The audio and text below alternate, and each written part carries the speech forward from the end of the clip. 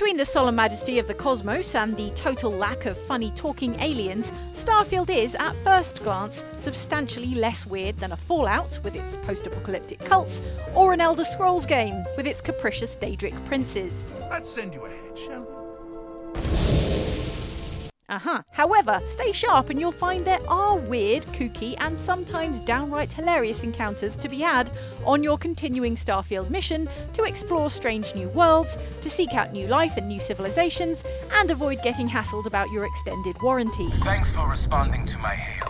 We've been trying to contact you about your ship's extended warranty. He found me again, damn. Let's get out of here and into the 6 weirdest side quests we've stumbled across in Starfield. Watch out for spoilers, albeit not for the main story.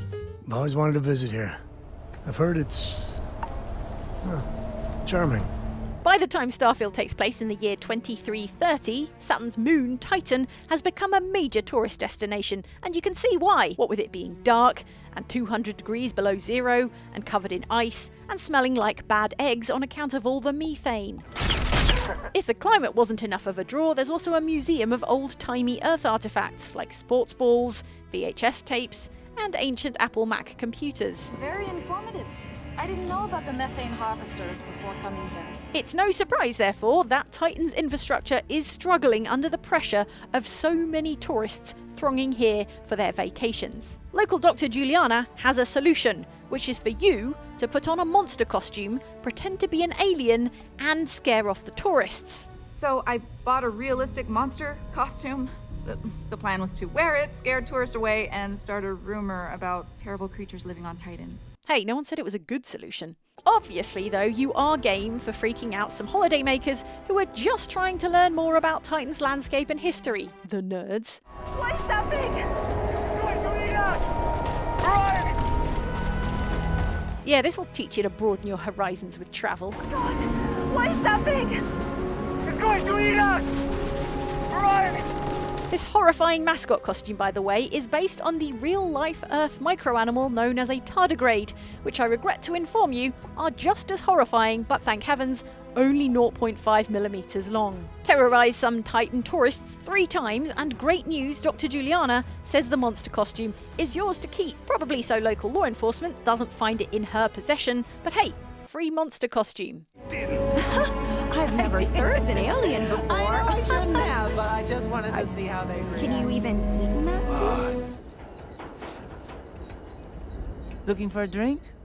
Don't serve anything fancy, so if you're about to ask for wine spritz or whatever, you can hop right back on your ship to New Atlantis. Since the advent of app-based grocery delivery, the most effort I've put into acquiring booze is putting down my controller and picking up my phone. In Starfield, on the other hand, on the planet of Gagarin in the Alpha Centauri system, bar owner Lizzie has no such recourse. I got this place for a wink and a nod. Have been slinging drinks the way I like 'em ever since. Lizzie's dive bar needs upmarket alcohol to sell to the discerning corpo types, and you're just the door-dashing space hero to fetch it for her. These credits are all yours, upon delivery of my liquor. So when you're done trying to impress Sam Coe with your pool skills, yep, that'll do, you zoom off to an abandoned armoured transport that, rumour has it, was transporting a crate of the settled system's finest and most exotic alcohol before things went sideways.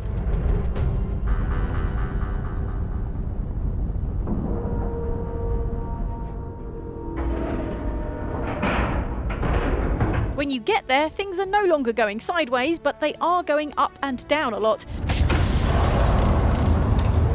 Because the ghost ship in question is having some major technical problems, such that the artificial gravity is cycling on and off at regular intervals.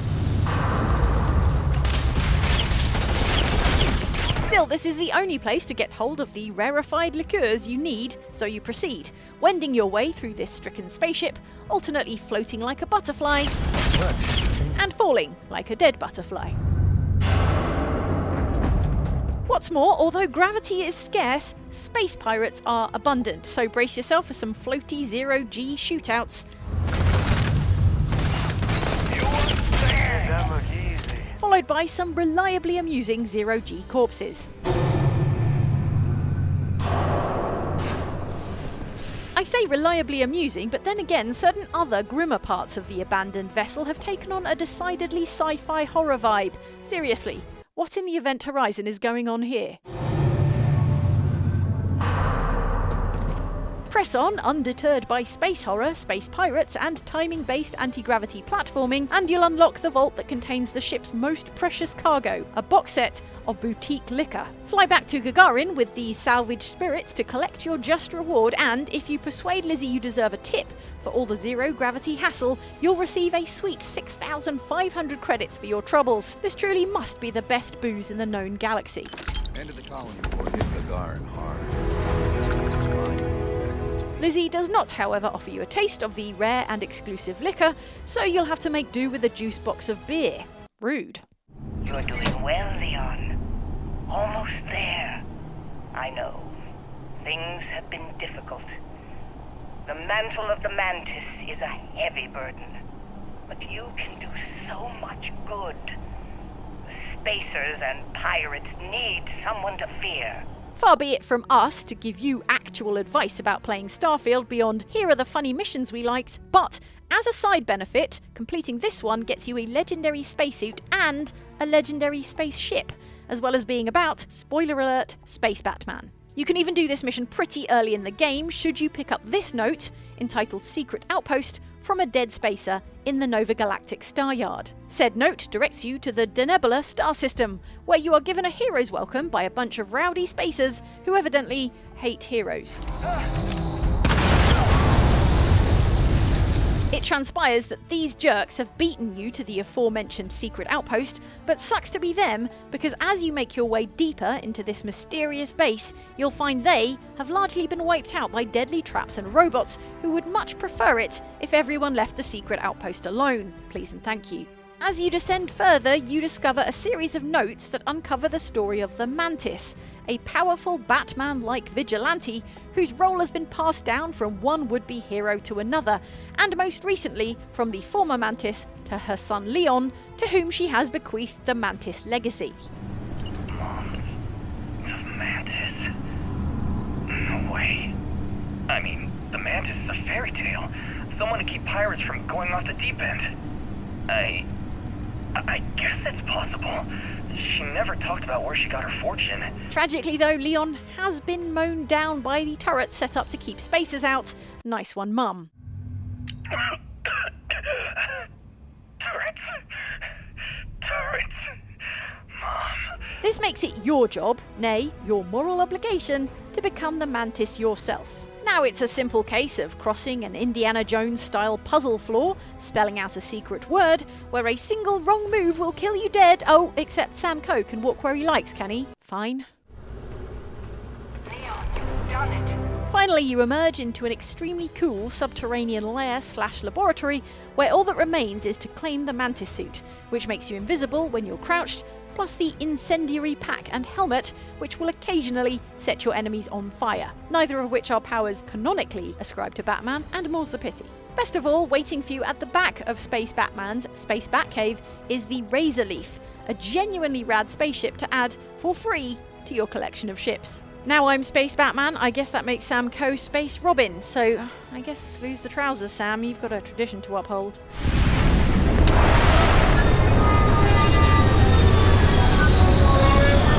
Welcome to the party planet of Voli Alpha, home to the city of Neon. Neon is itself home to this aquatic world's two major industries, the commercial fishing of giant monster fish and recreational drugs, specifically Aurora, a powerful hallucinogenic drug that is super illegal everywhere except Neon and super popular in Neon's bangingest nightclub, the Astral Lounge. Those two industries come together for the side quest Loose Ends, which begins as you first enter Neon's spaceport, where this chap Nesha is being nicked by local security for taking Aurora off-world. Don't move, Nesha! What's this about? Not the act. Snippers picked up the Aurora you're carrying the second you stepped in. Visit Nesha in lockup and he'll beg you to deliver a package to his boss, and the package, which you retrieve from Nesha's grimy sleep crate, could not be more suspiciously anonymous. This you hand over to one Yannick Legrand, who runs a liquor store offering bottles of wine, juice boxes of beer, and its most popular product, Blend, an energy drink with a special secret ingredient. If you're here for Blend, I just had a new batch come in last night. The secret ingredient turns out to be, surprise, the addictive drug Aurora, making Blend a kind of space-age alcoholic Red Bull with a shot of meth. It is hard alcohol with a twist. The twist is Aurora. Okay. Everyone suspects, and they are right. Which is good and fine, except who is allowed to sell Aurora is tightly controlled and does not include Legrand. Agreeing to help Legrand in Nesha's place will lead you to taking a job at the Xenofresh Fisheries processing plant because it furthermore turns out that Aurora is made from the oil of chasm bass, the giant monster fish native to Neon. Ew. You're the new applicant, right?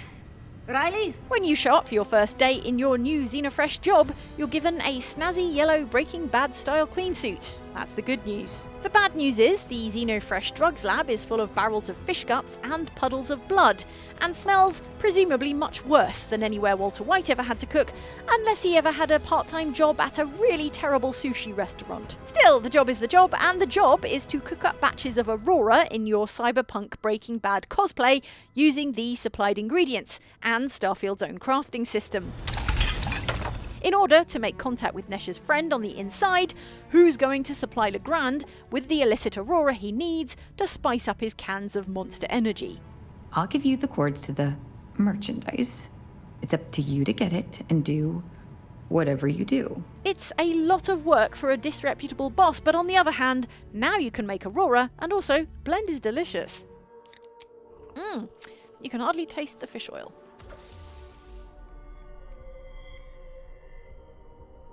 You see, I was an American president. Well, not literally, but in a sense I was.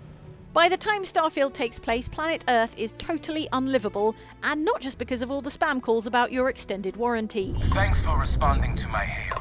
We've been trying to contact you about your ship's extended warranty. Can't get rid of this guy, seriously. But when the cradle of humanity became an atmosphere-free wasteland over a century ago, certain scientists took it upon themselves to preserve the most important bits of Earth's history. This is what you find when a distress call takes you to a planet in the remote Charybdis system for the side quest named Operation Starseed.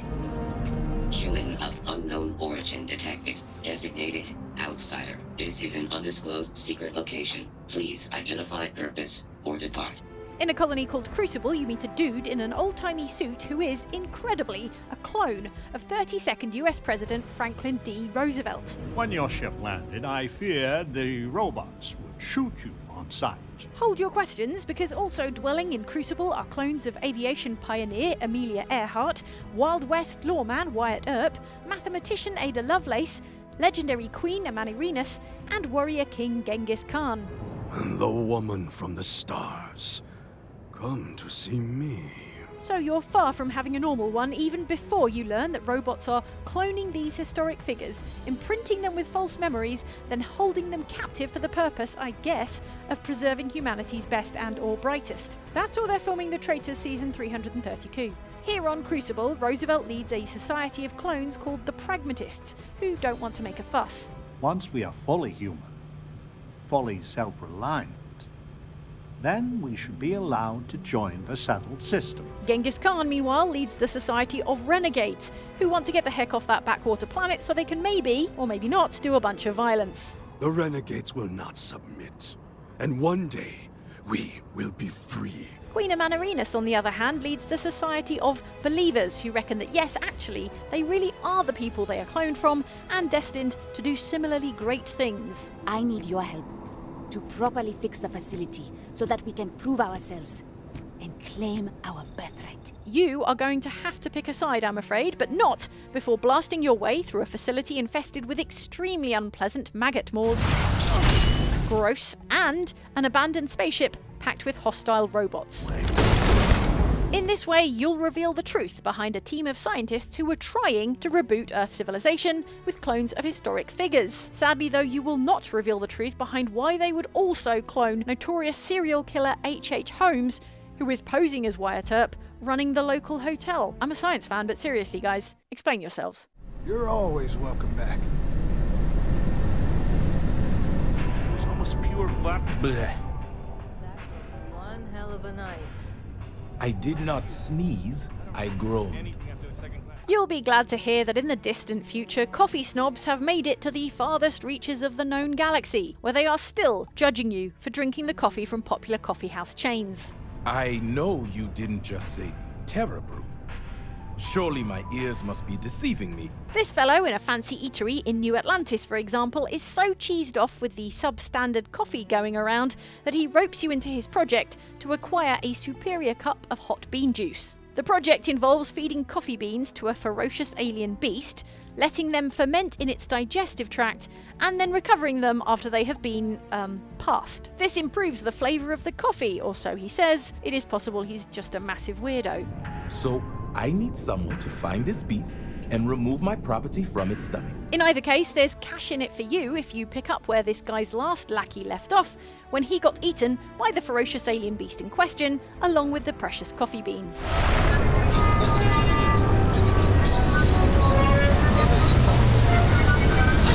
If your experience is anything like ours, you'll park your spaceship to find a nearby band of space pirates in the middle of murdering the alien beast on your behalf. Thanks, fellas. At which point you can collect the stinky coffee beans from the Pax Scorpion's innards and head back. I hope you've got some hand sanitizer on your ship. Returning to Jemison, you're left with the moral choice between surrendering the beans to the coffee snob or, alternatively, selling them to Space Starbucks, who will destroy them to keep coffee standards low. Oh, that's fantastic. I'll have them disposed of immediately. But also will give you more money. I think the decision is clear. Hey, hand sanitizer isn't free, you know. Hi there. Well, thanks for choosing Terra Brew. Hey, thanks for watching. Those were the 6 weirdest Starfield quests that were more fun than whatever the main story is. Maybe we'll find out someday. Are you playing Starfield? And if so, what's been your fave side quest so far? Drop it in the comments and we'll see you back on Outside Xbox for more videos every single